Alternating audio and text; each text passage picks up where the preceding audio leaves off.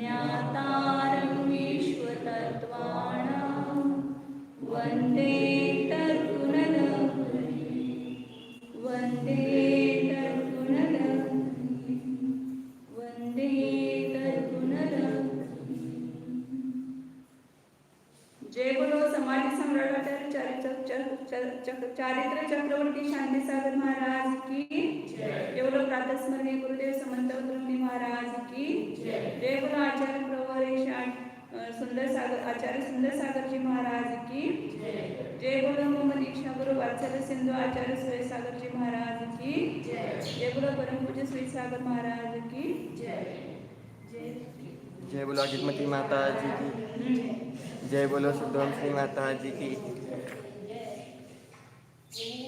तीसरा अध्याय पढ़ना है पहले, शुरू से पढ़ेंगे।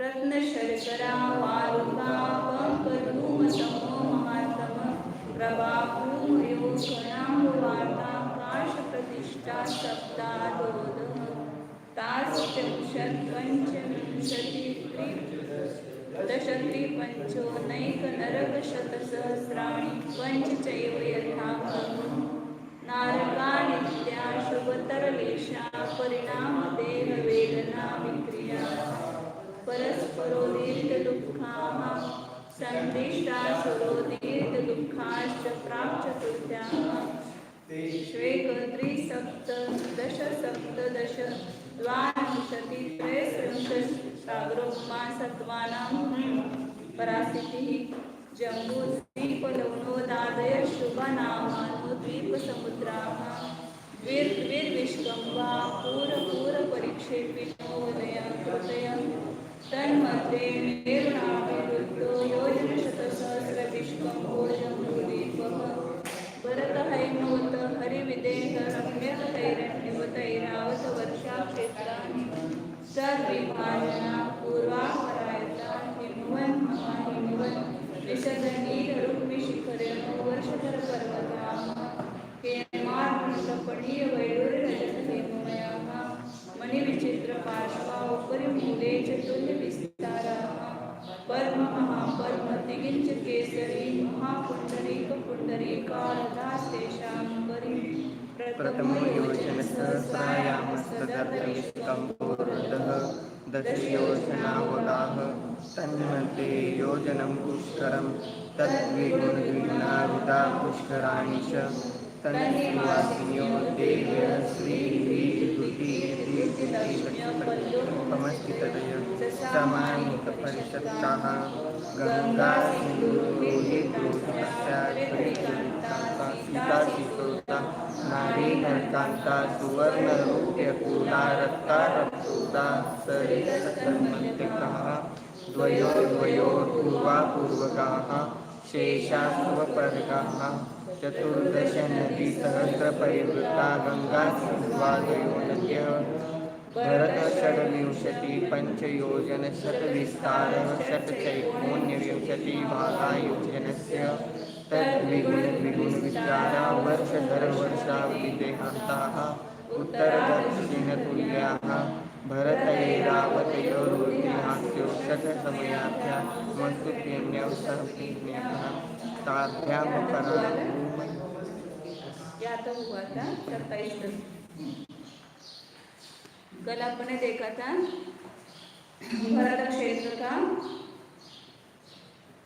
परसों देखा भरत क्षेत्र का कितना है विस्तार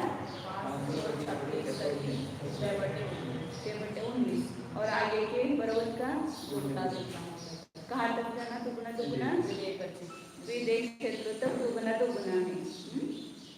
और 526 कैसा आया वो निकाला था कल, कैसा निकाला? पूरे जम्बूद्वीप के कितने भाग करना? 190 भाग करना। उसमें से एक भाग भरत क्षेत्र है, 190 टुकड़े करेंगे, उसमें एक भाग भरत क्षेत्र है। तो 1 लाख योजन को 190 से भाग दिया, जरूर निकल गए हैं। 19 19 को 10,000 का भाग दिया तो हुआ 126 आया। सही 6/19 आया। तो उसका विस्तार बताया। और जिस प्रकार विदेश क्षेत्र के दक्षिण की रचना है, दक्षिण दिशा में पर्वत और क्षेत्र, सरोवर, उसमें कमल, उसमें प्रासाद, जो रचना है वो सब रचना उत्तर की तरफ भी समान है, ये बताया था। और भरत और आयरवा क्षेत्र में विशेषता क्या है? वृद्धि और ह्रास। किसके द्वारा वृद्धि ह्रास होता है? 6 कालों के द्वारा उसमें वृद्धि और ह्रास होता है। उत्सर्पिणी में ह्रास होता है कि वृद्धि होती है? उत्सर्पिणी में वृद्धि और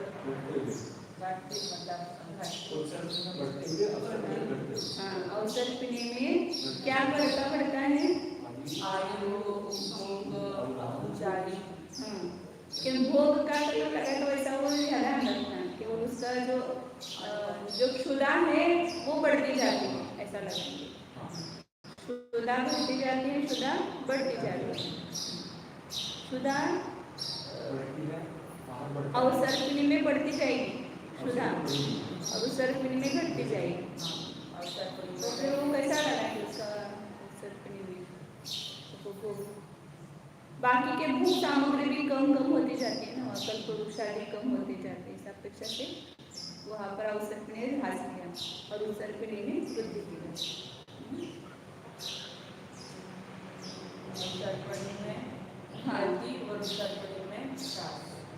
अवसर्पिणी में ह्रास होता जाता है, आयु का, शरीर के ऊंचाई का, संपूर्ण अवसर्पिणी का काल कितना है? पूरा अवसर्पिणी का टोटल अवसर्पिणी का पहला काल कौन सा है? उसका कितना काल है? कितने काल तक रहता है वो? एक सुषमा का 4 बड़ा परिसर, पूरे अवसर्पिणी का 10 बड़ा परिसर होता है। दूसरा काल कितना है? पढ़ने के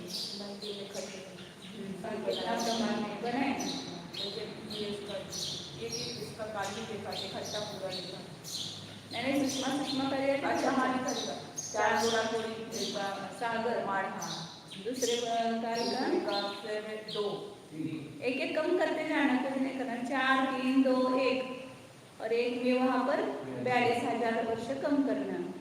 और वो 42,000 वर्ष का एक कोड़ा कोड़ी फिर 21,000 वर्ष का 21,000। इसलिए कहते ना कि कोई भी यहाँ तीर्थंकर होंगे तो उसके बाद 84,000 वर्ष के बाद तीर्थंकर होंगे बरदा और ऐरावत क्षेत्र में। अंतिम तीर्थंकर हुए महावीर भगवान। अब 84,000 वर्ष बीतने पर श्रेणिक राजा जो है महापद्मनाभ तीर्थंकर होंगे, क्योंकि पंचम और षष्ठकाल 21,000 42,000 हो गए। पुनः पहला और दूसरा काल आएगा अवसर्पिणी का, वो भी 21,000 वर्ष का। इसका जो इसके उल्टे क्रम से जाना अवसर्पिणी का जो 6ठा काल है वहाँ पर उत्सर्पिणी का पहला काल होगा। इसका 5वां काल उसका दूसरा काल होगा उत्सर्पिणी का। अवसर्पिणी के पहले शुक्ल के 3 काल में भोग भूमि है और 3 काल में कर्म भूमि है। उत्सर्पिणी के पहले 3 काल में कर्म भूमि है, फिर 3 काल में भोग भूमि। सब बढ़ाते जाना है, पहला दूसरा तीसरा। अवसर्पिणी के 4th काल में तीर्थंकर होंगे। काल में अवसर्पिणी की अपेक्षा 4th काल, उत्सर्पिणी की अपेक्षा से वो तीसरा काल है। और फिर उसके बाद तीसरे काल में गोभूमि जगन्य, मध्यम और उत्कृष्ट गोभूमि होती चाहिए। तो इस प्रकार एक अवसर्पिणी का काल 10 कोड़ापुरी सागर और एक उत्सर्पिणी का काल 10 कोड़ापुरी सागर, और दोनों मिलाकर के उसको बोलते एक कल्पकाल। 20 कोड़ापुरी सागर का एक कल्पकाल होता है।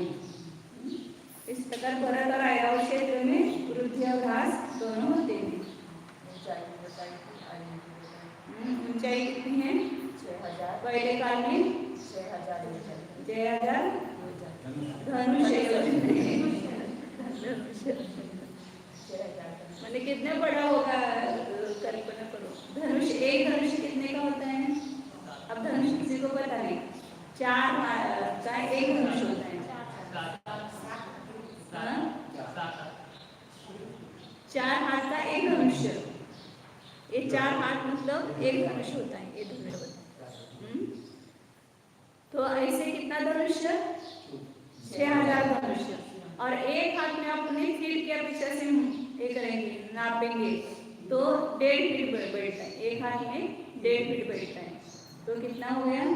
4 का 6 फीट, 6 गुना 6 करेंगे 36,000 फीट का होगा आदमी, 36,000 फीट का ये होगा ऊंचाई होगी।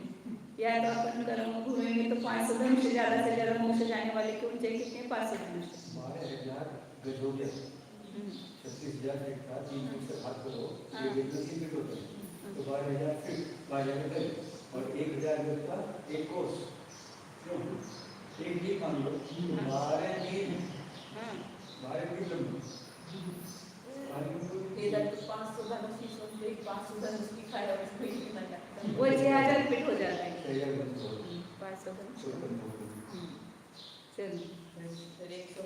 हाँ, और मध्यम भूमि में दूसरे का काल में चाहिए 4,000 धनुष, और तीसरे काल में 2,000 धनुष, चौथे काल में 500 धनुष। यहाँ तो भरत और ऐरावत क्षेत्र में घटता हुआ लेना सब, पहले शुरुआत में उतना होगा, फिर आगे आगे ऊंचाई बढ़ती जाएगी, आयु भी बढ़ती जाएगी। आयु कितनी बताइए? आयु 3 पल, अभी आगे भी आने वाली है।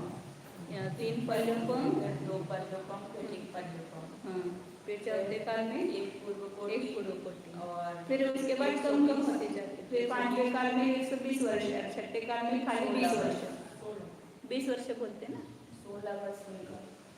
इसमें पुस्तक में लिखा है, हमने तो ऐसा 20 वर्ष सुना है। 6ठे काल में आयु कितनी है? 20 वर्ष है। हाँ हाँ, 20 वर्ष का है। शुरुआत में होती है, फिर आगे घटते करते जाएगी। अब आगे बता रहे हैं कि ये सब भरत और ऐरावत क्षेत्र में इस प्रकार वृद्धिह्रास होता है, तो बाकी की जो भूमियां हैं, क्षेत्र है, वहाँ पर क्या है? वृद्धिह्रास होता है कि नहीं होता है? क्षेत्र 7 बताए थे, भरत है, भवत है, विदेह, रम्यक, ऐरावत और ऐरावत। तो भरत और ऐरावत में इन 6 कालों के द्वारा वृद्धि और हानि हुई। अब बाकी के भूमियों में क्या होता है, ऐसा शंका होने पर आगे बताते हैं।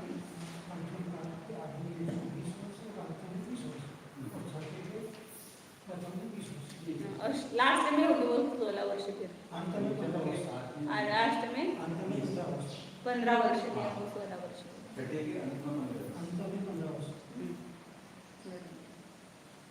इसलिए अभी बोलते हैं कि अभी पूरा पूर्व की अपेक्षा आयु कम हो गई है 2,500 वर्ष में, तो प्रौढ़त्व जल्दी आता है। लोगों को लगता है कि छोटे बच्चों में बुद्धि बढ़ गई, ऐसा लगता है। बुद्धि नहीं बढ़ गई, जल्दी प्रौढ़त्व आ जाता है। अभी जो हम 9-10 साल में समझते थे, अभी के बच्चे 3-4 साल में सब समझने लगे, क्योंकि आयु कम होने से। जैसे पूरा पहले जब उनको वैराग्य होना, तो उनकी आयु कितनी थी? 300 वर्ष, तब वहाँ पर वो तरुणावस्था हो गई। लेकिन यहाँ पर मतलब वो ह्रास होता जाता, तो जल्दी जल्दी प्रौढ़त्व, मतलब तरुणपना, प्रौढ़त्व जल्दी जल्दी होने लगता है। अब आगे 28 नंबर का सूत्र है, बोलो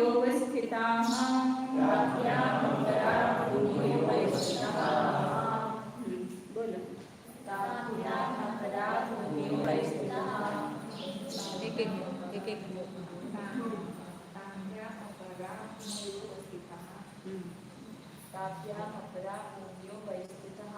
भूमयो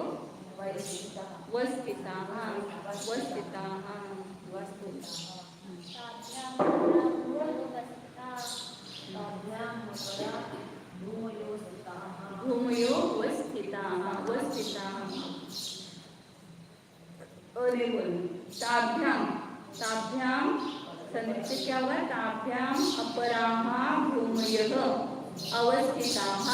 ताभ्याम मतलब उन दोनों के को छोड़कर, अन्य दोनों के सिवाय बाकी की जो भूमियां पराभूमियां शेष भूमियां कैसी है अवस्थिता, वहां पर अवस्थित है, मतलब वहां पर रुद्धिराज नहीं है।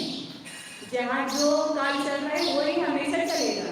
जैसे विदेश क्षेत्र में हमेशा कैसा है, चतुर्थ काल के प्रारंभ में आज ऐसा होता है, वैसा ही वहाँ पर हमेशा रहता है। विदेश क्षेत्र में रुद्धिराज नहीं होता है। और बाकी इधर दो क्षेत्र है विदेश क्षेत्र के बीच में, विद्या और भरत क्षेत्र के बीच में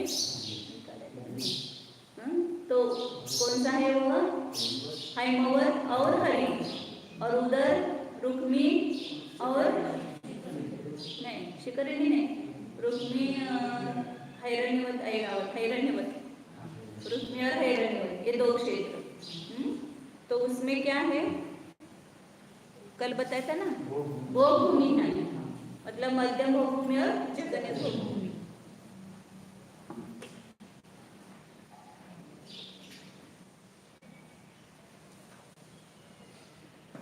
बीच में विद्या क्षेत्र है और ये पर्वत है, फिर एक क्षेत्र है। तो इस क्षेत्र यहाँ पर क्या है, हरि हरि हरि क्षेत्र है, मध्यम भोग भूमि, बीच में पुनः पर्वत है और पुनः क्षेत्र है। तो ये हैमवत, यहाँ पर जघन्य भोग भूमि है, तो हमेशा वैसी ही रहेगी, वहाँ पर जघन्य भूमि ही रहेगी। मध्यम, यहाँ पर मध्यम भोग भूमि ही रहेगी, वहाँ पर मनुष्य और तिरंगे दोनों होंगे। और इधर विद्या क्षेत्र के इधर ये पर्वत, फिर उसके ऊपर रम्य क्षेत्र है, पुनः पर्वत, और यहाँ पर हैरण्यवत क्षेत्र। तो यहाँ पर मध्यम भोग भूमि है, यहाँ पर जघन्य भोग भूमि है। इधर से इधर जाएंगे, विदेश क्षेत्र से इधर मध्यम भोग भूमि, इधर जघन्य भोग भूमि। इस प्रकार विदेश क्षेत्र से इधर पहले मध्यम भोग भूमि और इधर जघन्य भोग भूमि ऐरावत, ये अवस्थित है। और विदेश क्षेत्र में क्या है, चतुर्थ काल है। और उसके बीच में बताया था कल, मेरु पर्वत के इधर देवपुर और उत्तर कुरु, इधर देवपुर और उत्तर कुरु, वहाँ पर उत्तम भोग भूमि है, वो वहाँ अवस्थित रहेगी, उसमें रुद्धिराज नहीं होगा। वहाँ पर आयु वगैरह, आयु कम ज़्यादा हो सकती है, लेकिन ऊंचाई वगैरह वैसी रहेगी वहाँ पर। हाँ, आयु तो विदेश क्षेत्र में बताएंगे शायद आगे, उसमें 3 में बताई है, अब बाकी की बताएंगे। तो ये बाकी की ये भरत और ऐरावत छोड़ करके, भरत और ऐरावत छोड़ करके बाकी सब भूमियाँ जो है, क्षेत्र है, पर्वत है या विदेश क्षेत्र है, सब अवस्थित है। वहाँ पर काल का परिवर्तन नहीं होता है, समान काल रहता है हमेशा वहाँ पर।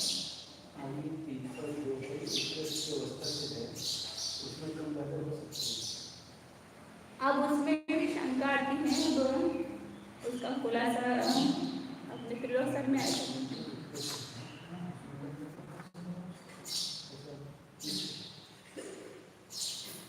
मतलब जो जघन्य कर्मभूमि की आयु है वो उत्कृष्ट कर्मभूमि की आयु, जघन्य भोग भूमि एक समय पढ़ाएंगे तो जघन्य भोग भूमि की जघन्य आयु और एक पल्लवम वो उत्कृष्ट आयु। आगे के सूत्र में बता रहे हैं, यहाँ पर क्या बता रहे हैं कि ये सब भूमियाँ अवस्थित हैं। जघन्य और उत्कृष्ट दो यहाँ पर बताई नहीं, लेकिन अभी पढ़ते अपना अगला सूत्र। तो वहाँ पर विदेश क्षेत्र में जघन्य उत्कृष्ट बताई है, लेकिन बाकी केस में नहीं बताई। क्या हो गए सूत्र, काव्य मतलब क्या लेंगे, भरत और ऐरावत, इनसे जो शेष भूमियां हैं वह अवस्थित नहीं, जब प्रथमा का वचन बहुवचन है। अब उन भूमियों में जो मनुष्य हैं उनकी आयु समान आयु वाले हैं कि उसमें कुछ और विशेषता है, ऐसा पूछने पर अगला सूत्र बताते हैं। एक द्वि त्रिपल्योपम स्थितयो हैमवतक हारि वर्षक दैव पूर्वकाः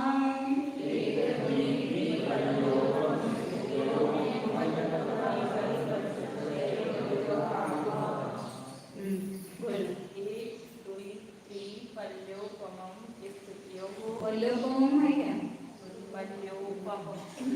पल्योपम स्थितियोः हेमवतक हरिवर्षक देवपूर्वकः बोलो। एक द्वि पल्योपम एक द्वि ऐसा बोलना है। एक द्वि त्रि पल्योपम। एक पर आवाज करना क के ऊपर। एक द्वि त्रि एक द्वि पल्योपम कब बोलेगी? एक द्वि त्रि पल्योपम चितयो स्थितयो हरिवर्षक हारि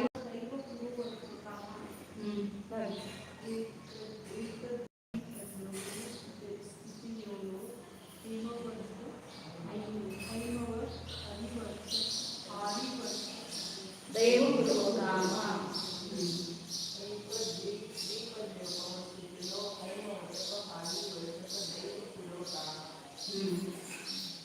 बंद नंतर सांगते बरं. हैमवतक हारिवर्षक दैवपूर्वकाः. हैमवतक हैमवत क्षेत्र में उत्पन्न होने वाले मनुष्य थे जो उनको क्या बोलते हैं? हैमवतक. जैसे भारत में रहने वाले, भारत देश में उत्पन्न होने वाले, वहाँ रहने वाले लोग क्या बोलते हैं? भारतीय. या जैसे यहाँ पर हमारी इधर पद्धत है मराठी में कर लगाते खाली मोहळकर, मुरलीकर, पंढरपूरकर, सोलापूरकर चला लगते कर लगाते हैं. ऐसे यहाँ पर क प्रत्यय लगा है. हैमवत क्षेत्र में उत्पन्न होने वाले जो मनुष्य और देव हैं. हैमवते भवाः हैमवताः हैमवतकाः इति उन्हीं प्रत्यय हो गए. इसी प्रकार मतलब हैमवत मतलब हैमवत क्षेत्र के जीव मतलब मनुष्य. और हरिवर्ष मतलब हरिवर्ष में उत्पन्न होने वाले. हरिवर्ष हरिवर्ष नाम है हरि. यहाँ पर ये मध्यम भूमि का, लेकिन उसका जब क प्रत्यय लगा है उसको उ प्रत्यय लगा है, उनका अप होता है तो इसलिए क वर्षक हो गया. और पहले जो स्वर है उसको बुद्धि होती है इसलिए हारी हो गया. हारी वर्षक. और देवगुरु वहां पर उत्पन्न होने वाले वे क्या हो गए? देवपूर्वक पूर्वकाः. तो इस प्रकार जीवों का विशेषण हो गया. हैमवतक मतलब हैमवत क्षेत्र में उत्पन्न होने वाले, हरिवर्ष क्षेत्र में उत्पन्न हुए हैं. एक स्थित एक पल्योपम स्थित क्रम से लगाना. हैमवतक यह हैमवतक है. हाँ वहाँ उत्पन्न होने वाले जीवों का आयु कितनी है?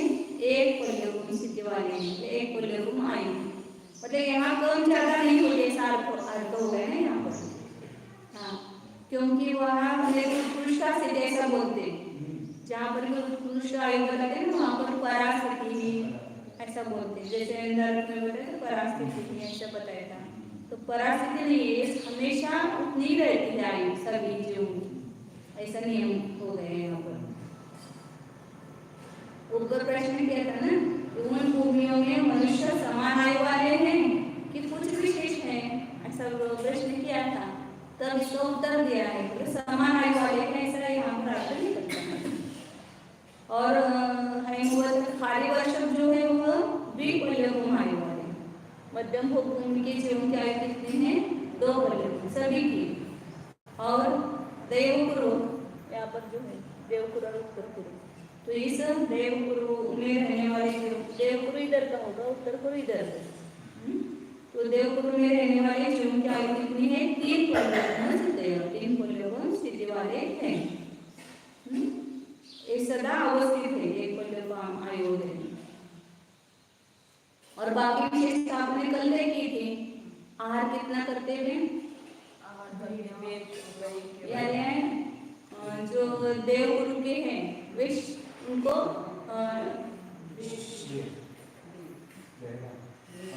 नहीं उनको अष्टभुक्त आहार ऐसा होता है. ऐसा गिनते हैं ना. षष्ठभुक्त आहार, चतुर्भुक्त आहार कहाँ, चतुर्थ भक्त आहार कहाँ. तो एक दिन उपवास और एक दिन आहार कहाँ. चौथा आहार लेते हैं. मतलब आज सुबह आपने आहार किया फिर आज के शाम का आहार नहीं हुआ. दूसरे दिन के दो दो आहार नहीं हुए, फिर तीसरे दिन का चौथा आहार हुआ। तो एक बस एक दिन छोड़ करके जहाँ पर होता है उसको चतुर्थ भुक्त आहार ऐसा बोलते हैं। वे चौथी बार खाएंगे, आज खाने के बाद चौथा भोजन लेंगे। फिर ये जो ये कौन है, ये जगह भोग भूमि वाले एक दिन छोड़ करके हम आहार लेते हैं, लेकिन कितना आहार लेते हैं? आंवले आंवले का जितना आहार होता है ना उतना खाते हैं, इतना ही खा करके उनको तृप्ति हो जाती है। मध्यम भोग भूमि के जीवों को षष्ठ भक्त आहार बोलते हैं, मतलब 2 दिन उपवास, प्रत्येक दिन के 2 आहार लेना। षष्ठ भक्त मतलब छठा आहार हुआ, छठा भोजन हुआ उनका। तो आज आहार लिया सुबह कि 2 दिन छोड़ करके फिर तीसरे दिन आहार लिया, तो 2 दिन उपवास और 1 दिन आहार। और देवगुरु के जो मनुष्य तिरंज है उनका आहार कितना है? ये पेड़ा के जितना लेते, 2 दिन छोड़ करके आहार कम है, पेड़ा जितना, और उसका आहार जितना होता है ना उतना, जो भी खाना है उनको वो खाते उतना। और देवगुरु के उत्पन्न होने वाले जीव जो है उनका अष्टभक्त आहार बोलते हैं, मतलब 8वां आहार, 3 दिन उपवास और 8वां आहार लेंगे, तो अष्टभक्त आहार कहते हैं। 3 दिन छोड़ करके भी आहार कितना होता है उनका? पेड़ के जितना होता है। कितना अच्छा ऐसा लगता है ना, खाना बनाने की झंझट नहीं, खाने की चीज झंझट नहीं, और निहार भी नहीं होता है यार, कितना खाना बनाओ सुबह से लेकर खाओ फिर निहार, उसमें टाइम चला जाता है। लेकिन इतना होने पर भी तपस्या यहाँ पर ही होता है, कर्म की निर्जरा कर्म भूमि में ही होती है, और कर्म भूमि से ही मोक्ष की प्राप्ति होती है। वहाँ पर इतनी सुविधा होते हुए भी या जैसा तपस्या मतलब खाना कुछ भी नहीं खाते फिर भी उनको उपवास नहीं बोलेंगे, उपवास नहीं ले सकते हैं, तपस्या नहीं है। स्वर्ग में तो 1000 वर्ष तक कुछ खाते नहीं, फिर भी उनको अनशन तप नहीं है। और यहाँ पर भले 1 दिन 2 दिन 4 दिन नहीं खाएंगे तो उसे अनशन तप कहलाता है, और उससे कर्म की निर्जरा हो, मतलब भूख लगते हुए भी न खाना, वो इच्छा का निवृत्ति है। भाई का पुण्य का उदय है तो उनको भूख ही नहीं लगती है, इसलिए उन्होंने कुछ संयम नहीं धारण किया है, लेकिन वहाँ की एक विशेषता नहीं है। तो ये सब सुन करके हमें ऐसा लगता है कि अच्छा है वो भूमि में चले जाए तो, और आगे भी इतनी बड़ी मिलती है, सब इतनी सुविधा है, लेकिन वहाँ पर संयम नहीं है। और क्या विशेषता सब बताएंगे आगे। 30 नंबर का सूत्र है, यहाँ तो 3 ही नाम दिए ना, हारिवर्षक, दैव हैमवतक और दैवपूर्वक, फिर बाकी वाले लोगों का क्या होगा? उत्तर का मुझे बताते नहीं, डुप्लीकेट सेम कॉपी उधर, इसलिए जो बताया उसका वैसा ही ऐसा कहने से काम चल जाता है। तो 30 नंबर का सूत्र, उत्तर में क्या अवस्था है ऐसा प्रश्न होने पर उत्तर देते हैं। तथोत्तराः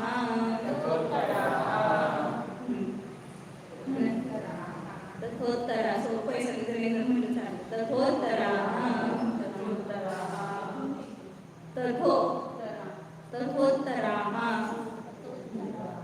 तथा उत्तराः, तथा मतलब जैसा दक्षिण में है वैसा उत्तर में है, मतलब यहाँ के जो क्षेत्र के जीवों का आयु है वही इधर के जीवों के क्षेत्र की आयु होगी। मध्यम भूमि में 2 पल्यपम, जगह भूमि में 1 पल्यपम, यहाँ उत्तर पूर्व में 3 पल्यपम, उत्तम भूमि, मध्यम भूमि और जगह भूमि, इसलिए यहाँ कुछ विशेषता नहीं है। जैसा दक्षिण में है हरिणवत के समान, हैमवत के समान हैरण्यवत का लगाना, यहाँ हरिवर्षक ना, हरिवर्षक के समान रम्य क्षेत्र के लोगों को लगाना, और देवपुर के समान उत्तर पूर्व में लगाना। अब आगे विधेय में क्या विशेषता है बता रहे हैं। विधेयेषु संख्ये कालाः,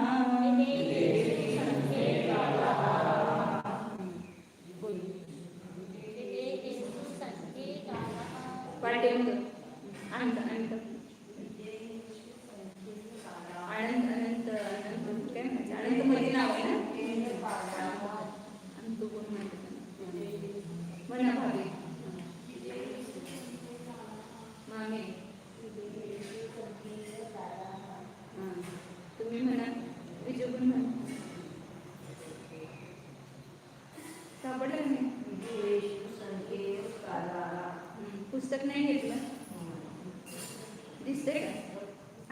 से पडते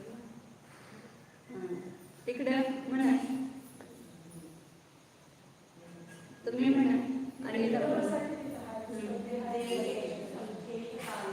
हाँ विदेहेषु बहुवचन ठेवलं आहे बहुवचन रखना है इसमें से आचार्य हमको दो बातें बताना है विदेह क्षेत्र एक नहीं है विदेह अनेक है विदेह क्षेत्र में भी एक विदेह में 32 विदेह हैं और ऐसे विदेह कितने 5 विदेह हैं पूरे आढ़ाई पीठ इसलिए विदेह या देशवाचक शब्द का बहुवचन होता है इसलिए भी बहुवचन रखा है सब विदेह होने ऐसा दिया है ना उन्होंने सर्वेषु विदेहेषु मनुष्य कितने आयु वाले हैं संख्या काला उनकी आयु संख्यात वर्ष है एक पूर्व कोटि ज्यादा से ज्यादा कर्मभूमि में आयु कितनी होती है एक पूर्व कोटि की होती है विदेश क्षेत्र में देवपुर उत्तर पूर्व लेकिन उसको विदेश क्षेत्र की नहीं बोलेंगे वो उत्तम भूमि वाले हैं तो सब विदेश क्षेत्रों में संख्यात काल वाले मनुष्य हैं उत्कृष्ट आयु उनकी कितनी है एक पूर्व कोटि और जगन आयु कितनी है अंतर कोटि तो विदेश क्षेत्र में सबकी एक पूर्व कोटि नहीं होती है लोगों के प्रश्न रहते हैं सभी के पूर्व कोटि आयु होती है क्या उसमें जगन मध्यम उत्कृष्ट भेद उत्कृष्ट आयु पूर्व कोटि की और जगन आयु अंतर कोटि की बताई लेकिन ऊंचाई सबकी समान 500 धनुष ऊंचाई 500 धनुष उच्छेदा होती है और आहार कितने दिन की बात करते हैं प्रतिदिन आहार करते एक बार आहार करते प्रतिदिन वहाँ प्रतिमा का पालन करना सरल है फिर भी सबको भाव नहीं होते प्रतिमा पालन करते भोजन सोने का मिलता है भोजन सोने का मिलता है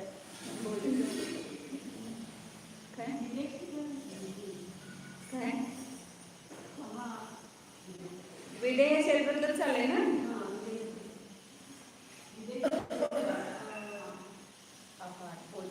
भोजन नित्य आहार करते हैं प्रतिदिन आहार करते हैं और उनकी आयु एक पूर्व कोटि की और उनकी ऊंचाई 500 धनुष है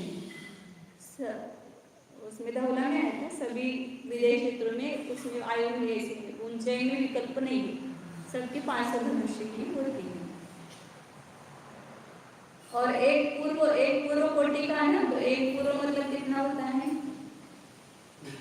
84 लाख वर्षों का एक पूर्वांग होता है और 84 लाख पूर्वांगों का एक पूर्व होता है तो 84 लाख पूरी 84 लाख करोड़ तो जो संख्या होती है तो एक पूर्व में कितने वर्ष होते हैं किसी की आयु एक पूर्व होगी तो उसकी कितने वर्ष की होगी 84 लाख गुणिले 84 लाख वर्षों का एक पूर्वांग हाँ तो 10 तो 0 हो गए और 84 गुना 84 करो 60,056 आते हैं 84 गुना 84 करते हैं ना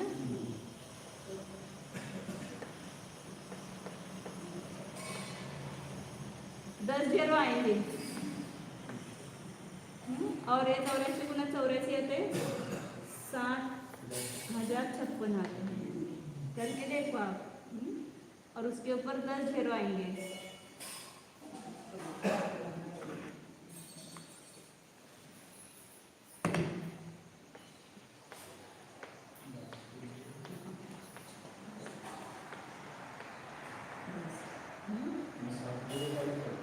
तो ये करोड़ हो गए 2 3 4 5 6 7 1 करोड़ हो गए और ये कितने हो गए 7,56,000 70 लाख हाँ 70,56,000 करोड़ वर्ष एक पूर्व में होंगे 70 लाख करोड़ 56,000 मतलब 70,56,000 करोड़ इतने वर्ष होते हैं और एक पूर्व कोटि में कितने होंगे उसको पुनः कोटि से गुना करो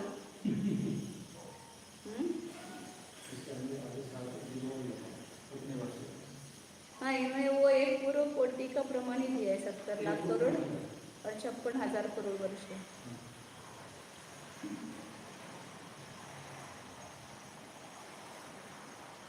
उन्होंने नीचे करने वालों ने गलती की है एक पूर्व का एक प्रमाण है काटा के ऊपर पूवस परिमाणं सदरीं खलु कोटि सदसहस्राईं छप्पन्नं च सहस्रा बोधवा वासकोटिनं। वो पूर्व का प्रमाण दिया है ना, और उन्होंने आता करते समय एक पूर्व कोटि का प्रमाण ऐसा लिखा, तो वो गलत हो गया। ऐसा वो ध्यान अभी मेरा गया था अंदर। तो ये एक पूर्व का प्रमाण है। एक पूर्व में इतने वर्ष होते हैं, और एक पूर्व कोटि करना है तो इसको कोटि से गुना कर पुनः 60 जीरो दे दो उसको, तो उतने वर्ष की आयु दृष्ट होती है। कहाँ विदेश क्षेत्र में, और यहाँ पर भी चतुर्थ काल में आदिनाथ भगवान के पहले आदिनाथ भगवान की 84 लाख वर्ष थी, 84 लाख पूर्व थी, एक पूर्व कोटि नहीं थी। फिर भी ये इतने वर्ष और इसको 84 लाख से गुना करो तो कितने हो गए, होता है 83 लाख वर्ष, 83 लाख पूर्व तक गृहस्थ अवस्था में थे, और 1 लाख पूर्व जब शेष बची थी तब नीलांजना ने आकर नृत्य किया, उनको वैराग्य हो गए। फिर दीक्षा लेकर के 1000 वर्ष का परिश्रम किया, केवल ज्ञान प्राप्त किया। फिर जो बचा हुआ काल है सो विहार का तीर्थंकर का काल है। आगे मतलब विदेश क्षेत्र में ये आयु होती है एक पूर्व कोटि। अब आगे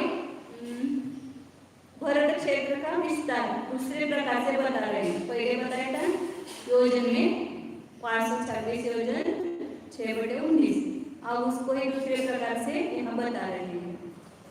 32 नंबर का सूत्र है, भरतस्य विश्वम्भो जम्बूद्वीपस्य 90% वर्तस्य विस्कम्भो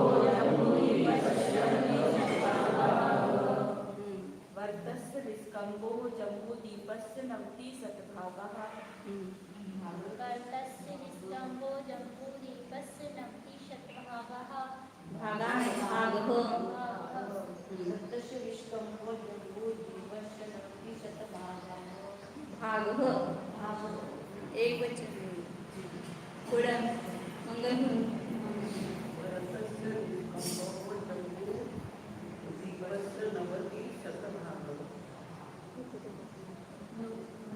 विश्वम्भो जम्बूद्वीपस्य 90%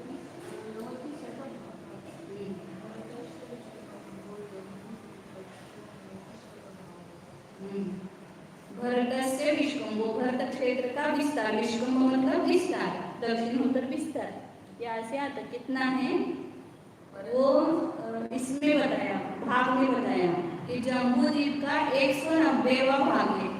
90 मतलब 90, और शत मतलब 100, हिमवान पर्वत 4 भाग ऐमोल क्षेत्र के, 8 भाग आगे का जो महाहिमवान के, पुनः 16 भाग खाड़ी क्षेत्र के, पुनः 32 भाग निषद पर्वत के, और 64 भाग विदेश क्षेत्र के, पुनः 32, पुनः 16, 8, 4 और 1, इस प्रकार सबके अपने भाग आते हैं उस क्षेत्र में। इसलिए भरत क्षेत्र का विस्तार जम्बूद्वीप का मतलब 1 लाख योजन को 526 से भाग दो, 526 से 6/19 से भाग दो तो 190 आता है। 190 का भाग 1 लाख में दिया तो 526 आया, अब 526 का भाग देंगे तो कितना आएगा, 190 आएगा। इतना छोटा है भरत, मतलब देखो अपना भरत क्षेत्र खाली जम्बूद्वीप, मतलब पूरा लोक छोड़ दिया, मध्य लोक है, मध्य लोक में भी असंख्यात समुद्र है, उसके बीच में एक जम्बूद्वीप 1 लाख योजन का सबसे छोटा द्वीप, उसमें 1 लाख योजन में भी 190वां भाग है भरत क्षेत्र। उस एक भरत क्षेत्र में 6 खंड, 6 खंडों में विभक्त है। उस 6 खंडों में एक आर्य खंड, और उस एक आर्य खंड में ये भारत देश का कोने में है। सारे खंड आर्य खंड में बहुत बड़ा है, और उसके कोने में भारत देश का हमने क्या समझा है कि इतना ही जो अभिज्ञान विश्व है वो भी उस आर्य खंड में ही आ जाता है। तो इतना छोटा भाग अपने को पता है विश्व का, और हमें लगता है कि विश्व इतना बड़ा है। विश्व बहुत बड़ा है, उसका बहुत छोटा सा भाग हमें लोगों को ज्ञान है, इसलिए समझना है। अब आगे दूसरा खंड है, पहला जम्बूद्वीप है, दूसरा द्वीप है भारतीय खंड। वहां पर आदि पर्वत आदि कितने हैं उसकी संख्या बताने के लिए आगे का सूत्र कहते 33 नंबर का।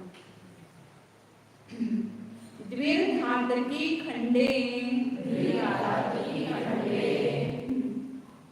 द्विधातकी खंडे द्विधातकी खंडे हाँ, पढ़। द्विधातकी खंडे द्विर्धातकी सोपं आहे ना तसं. द्विधातकी खंडे, धातकी खंड नाव दूसरा द्वीप है ना यहाँ, ये जम्बूद्वीप और ये लवण समुद्र, और यह धातकी खंड बोलते हैं इसको। धातकी मतलब वहाँ आंवला, आंवले के वृक्ष है वहाँ। जैसे यहाँ पर जम्बूद्वीप में जम्बू वृक्ष है, ऐसे यहाँ तो देवपुर उत्तर पूर्व है, वहाँ पर आंवले का वृक्ष, इसलिए उस खंड द्वीप का नाम क्या हो गया? धातकी खंड। उस धातकी खंड में ये भरत आदि क्षेत्र कितने हैं? तो जो जम्बूद्वीप में बताए वे दो है, दुगुने हैं। एक भरत, एक ऐरावत वगैरह है, 7 क्षेत्र 6 पर्वत है, तो वहाँ पर डबल होंगे। एक भरत है तो वहाँ 2 भरत, एक ऐरावत है तो वहाँ 2 ऐरावत, या एक विजय है तो वहाँ 2 विजय, सब क्षेत्र 2 होंगे। कैसे होंगे वे? पट्टी पट्टी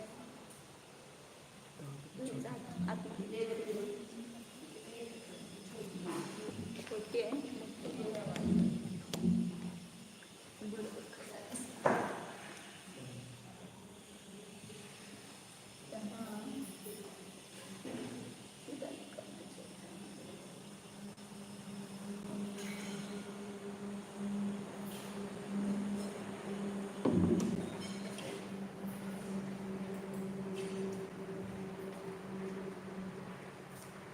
यहाँ पर ईश्वाकार पर्वत है, इधर एक और वहाँ ऊपर एक, थोड़ा बराबर नहीं हुआ नक्शा। तो यहाँ पर ये ईश्वाकार पर्वत बोलते हैं इसको, मतलब धनुष के आकार का है, इसलिए ईश्वाकार पर्वत है यहाँ। और इसके कारण इधर एक है, उधर ऊपर एक है, और इसके कारण उस धातकी खंड के 2 विभाग हो गए, एक पूर्व धातकी खंड, एक पश्चिम धातकी खंड। इधर का एक पूर्व धातकी खंड और इधर से ऊपर पश्चिम भारतीय खंड। तिथं सुद्धा असं काढलं तसं ते टिप काढून सरळ रेष करायची मध्ये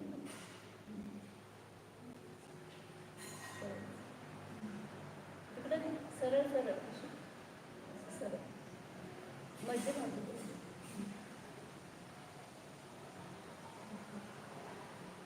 तो ईश्वाकार पर्वत है यहाँ और वहाँ, उसके कारण 2 धातकी खंड हो गए। इधर का धातकी खंड पूर्व धातकी खंड कहा जाता है, इधर का पश्चिम खंड। यहाँ से इस ईश्वाकार पर्वत से वहाँ ऊपर तक एक धातकी खंड, और इधर से पश्चिम धातकी खंड, और ये पूर्व धातकी खंड है।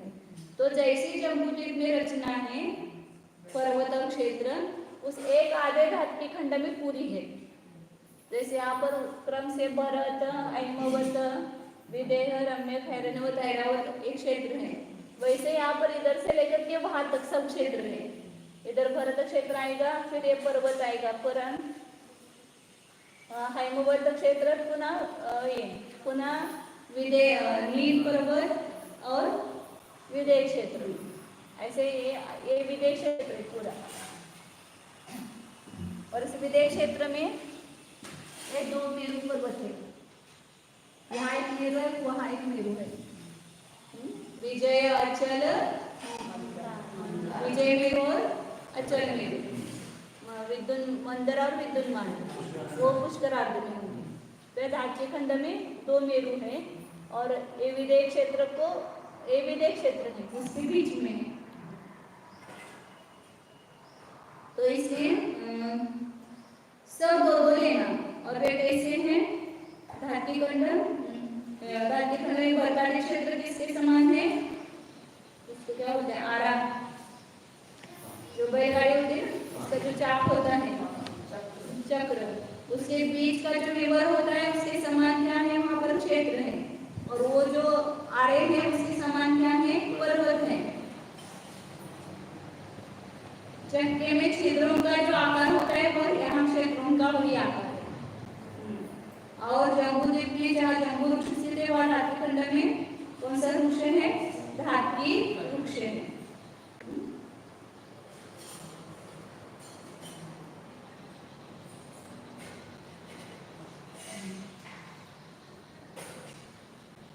और जो यहाँ पर विस्तार किसका है? भरत आदि क्षेत्रों का, उतना ही यहाँ पर इसका इससे दुगुना विस्तार यहाँ पर है।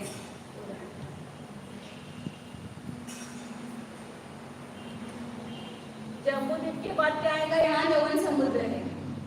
जम्बूद्वीप को घेरे हुए लवण समुद्र है और लवण समुद्र को घेरे हुए धात्विक खंड है। और उस धात्विक खंड में जो जम्बूद्वीप की रचनाएं वैसी ही है, केवल यहाँ पर सब दुगुनी रचना है। दो पर्वत, दो क्षेत्र है। भरत क्षेत्र इधर एक आएगा और इधर एक आएगा, दो भरत होंगे। ऐसे आर्यावत उधर एक और उधर एक।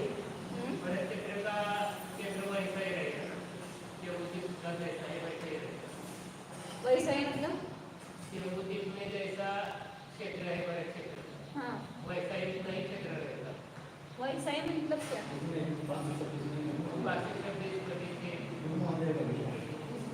नहीं ज्यादा, उसका तो बहुत बड़ा है क्योंकि ये जो विस्तार है ना, यहाँ ये 2 लाख और 4 लाख का विस्तार है और ये ऐसा जो घेरा हुआ है वो बहुत बड़ा हो जाएगा ना। ऐसे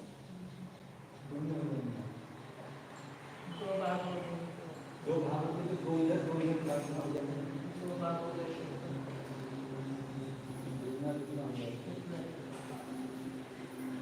जो विस्तार के सापेक्ष होते हैं, इधर ये 526 बड़ा है तो उसका दुगुना नहीं बड़ा है तो वो बड़ा है। हाँ वो नहीं दे सकते।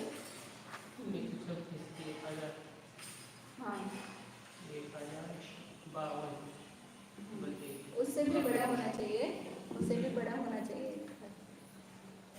कल देखते इसको वापिस। ये सूत्र अभी आराध्य पूरा नहीं हुआ ना। लवण समुद्र, जम्बूद्वीप, लवण समुद्र और धात्विक खंड बताए।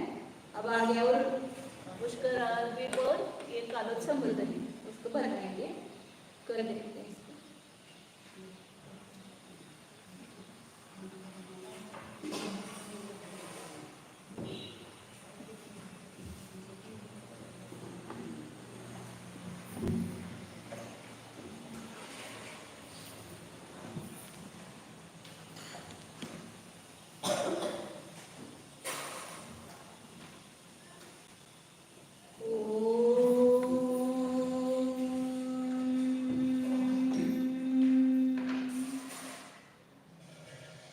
जानिए, किसको जानना है? जानने वाले को ही जानना है। कौन जान रहा है? मैं ही जान रहा हूँ। तो जो जानने वाला है वो मैं हूँ। इस संपूर्ण शरीर में जो जानने का काम कर रहा है, जिसमें चेतना है, ज्ञान दर्शन है, वह प्रदेश में मैं हूँ। ज्ञानात्मक, चैतन्यात्मक जो वस्तु है वो मैं हूँ। मिली हुई वस्तु में भी हम उन दो वस्तुओं का भिन्न भिन्न ज्ञान करके स्व का अनुभव कर सकते हैं।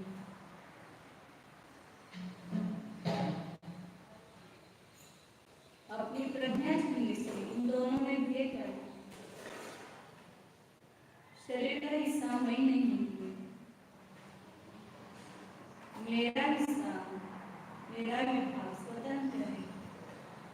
चैतन्य का विभाग मेरा है। ये जड़ पुतलों का विभाग मेरा नहीं, मैं उसका स्वामी नहीं हूँ।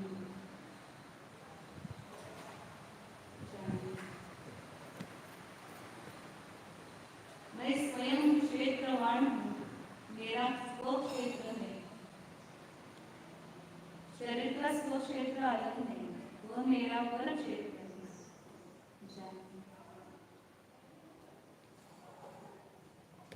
मिली हुई वस्तुओं में बुद्धि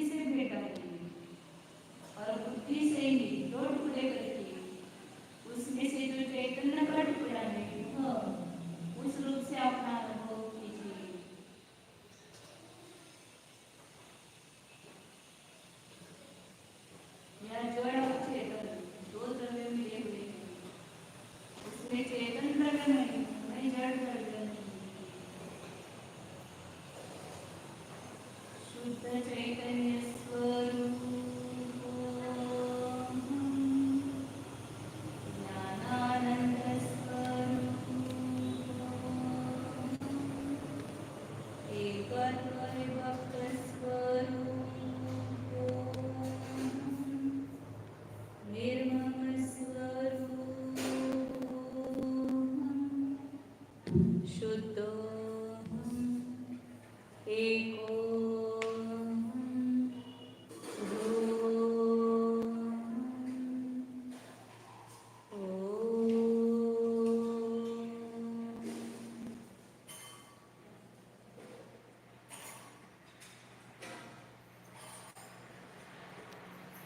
विसर्जन